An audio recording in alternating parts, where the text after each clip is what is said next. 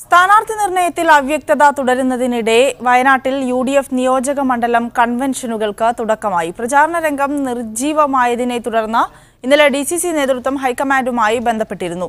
T സിദ്ദിഖും കൺവെൻഷനിൽ പങ്കെടുത്തു. രാഹുൽ ഗാന്ധി സ്ഥാനാർത്ഥിയായി എത്തുമെന്ന പ്രതീക്ഷയിലാണ് ടി സിദ്ദിഖ് ഉൾപ്പെടെയുള്ള നേതാക്കൾ.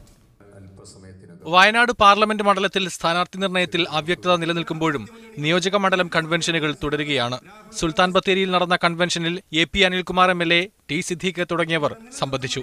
മണ്ഡലം കൺവെൻഷനുകൾക്കപ്പുറം മറ്റു പ്രചാരണങ്ങളൊന്നും UDF വയനാട്ടിൽ ഇപ്പോൾ നടത്തുന്നില്ല.